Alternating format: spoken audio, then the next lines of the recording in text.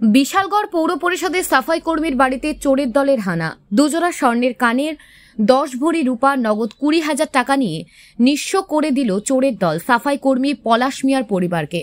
খবর পেয়ে তদন্তে নামে বিশালগড় থানার পুলিশ। ঘটনাটি ঘটে শুক্রবার সন্ধ্যা রাতে মধ্য লক্ষ্মীবিল এলাকায়।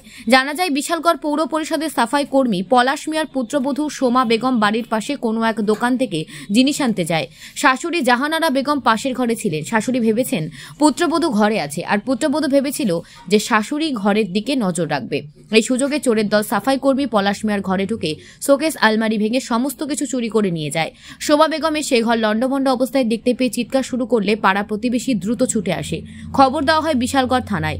পুলিশ খবর পেয়ে দ্রুত ঘটনাস্থলে ছুটে যায়। উক্ত ঘটনার সাথে জড়িত অভিযুক্তদের আটক করার লক্ষ্যে চেষ্টা চালিয়ে যাচ্ছে।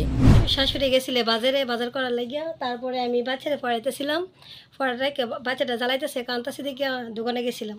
আর সে দেখি সব ঘরের জিনিসপত্র এলোমেলো, চোখে তালামেলা খুলে সম্পূর্ণ স্বর্ণের জিনিস, টাকা পয়সা সব লেগে গেছে। কত টাকা আসলো? 20,000 টাকা। স্বর্ণের জিনিস কত ভরি আসলো? স্বর্ণের জিনিস 2 জোড়া আসিল, রূপার জিনিস আসিল, কিতা কিতা আসলো? 2 জোড়া কানের আসিল, বাচ্চা চেন টেন, হাতে চুরি টুরি আসিল।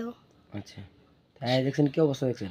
আইসা দেখি সব ফালানো এলোমেলো, চোখের তালামেলা সব ভাঙে সব কিছু লেগে গেছে। কোন সময় ঘটনাটা? বেশিক্ষণ হইব না, মাগরিবে নামাজ আজানটা দিছে পরে তারপরে গেছিলাম আর কি। আনুমানিক কয়টা হইব? 6টা না? আপনি এমনি কি কাউরে সন্দেহ হয়নি? না, আমি কারোরে দেখছি না, কি সন্দেহ করবো, আমি কিছু কারোরে দেখছি না। না, কেউ দেখছেন না? দেখছি। আপনি এসে প্রথমে কি অবস্থা দেখছেন? আমি দরজাটি লাগাই এদিকে শিকল টিকল লাগাই এদিকে আজায় গেছিলাম, আর সে দেখি সব দরজা খোলা।